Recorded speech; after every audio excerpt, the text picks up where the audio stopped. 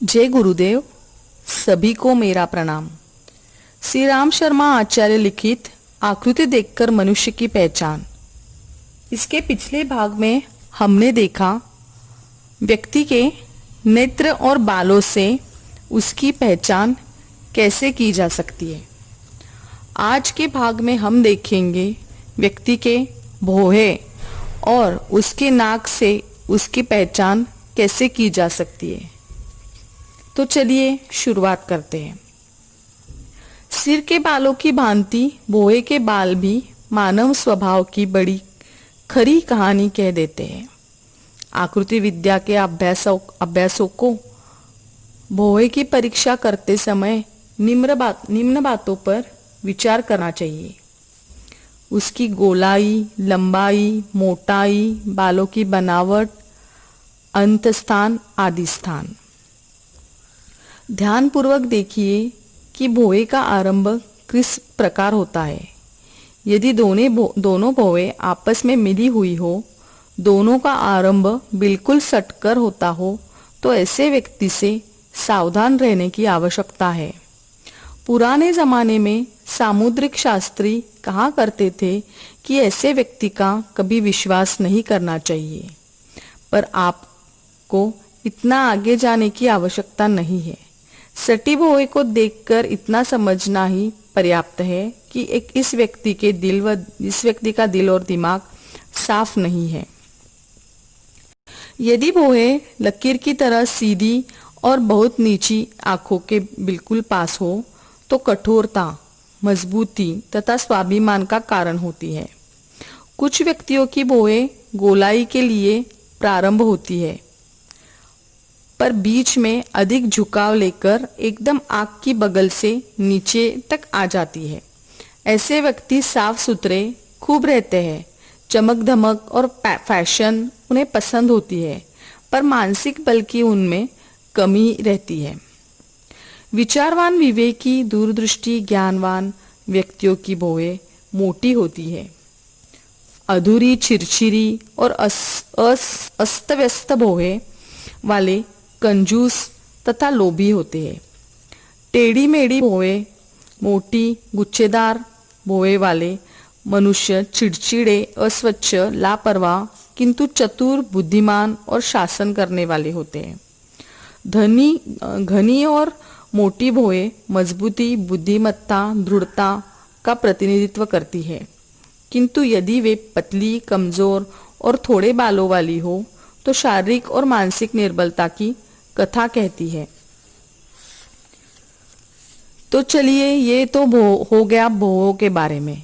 अब देखते हैं नाक के बारे में। नाक को देखकर हम किसी व्यक्ति की पहचान कैसे कर सकते हैं। प्राचीन समय में ग्रीक तथा भारतीय मूर्तिकारों ने मूर्ति निर्माण के लिए कुछ नियम बना रखे थे। उन नियमों के अनुसार वे नाक को इस प्रकार बनाते थे कि जितना ऊंचा माथा हो उतनी ही नाक की लंबाई रहे।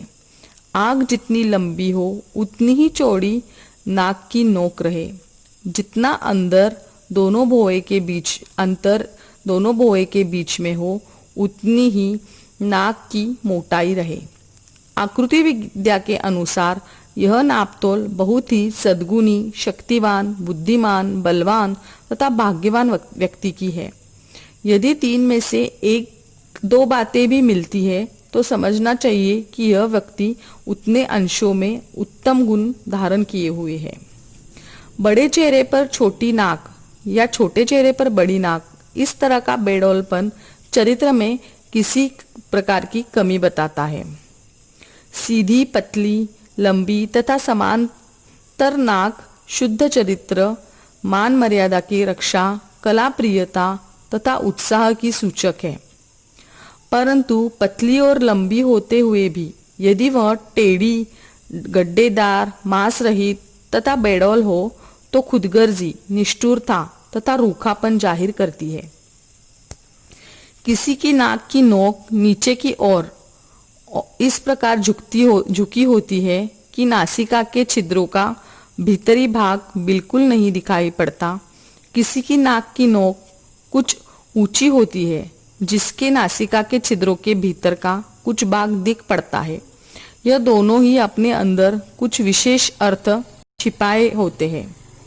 नीचे की ओर झुकी वाली नाक उदासीन स्वभाव, आचरणहीनता, पर निंदा में रुचि होने की सूचना देती है, किंतु ऊंची नाक से चपटापन, विनोदप्रियता, हंसोड़पन, मनमानी करने में रुचि, चतुरता तथा व्यवहार कुशलता का होना प्रकट होता है।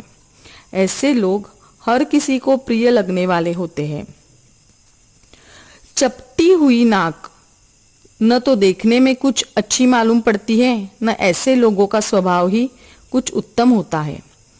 ऐसी नाक की जड़ यदि कुछ दबी हुई होती है तो उस आदमी का बहुत ही छोटे दर्जा का आदमी वह माना जाता है। नाक के ऊपर वाले भाग के साथ साथ नथुनों की भी रचना पर भी दृष्टिपात करते हैं। देखा जाता है कि कुछ पिचके हुए से नथुनों वाले डरपोक और कमजोर स्वभाव के होते हैं। चौड़े और फूले हुए नथुने वाले भावुकता तथा कामुकता की अधिकता प्रकट करते हैं और बताते हैं कि ऐसा व्यक्ति छोटी बात को बहुत बड़ी करके मानने वाला होता है। जिसकी नाक अपने अंगुल से 3.5 अंगुल की होती है वह अपने ही पुरुषार्थ से धन पैदा करता है, किंतु संतान की ओर से दुखी रहता है। जिसकी नाक 3 अंगुल लंबी हो वह दीर्घायु किंतु साधारण चित्त वाला होगा। 4 अंगुल वाली नाक वाले मूर्ख और लड़ाके होते हैं।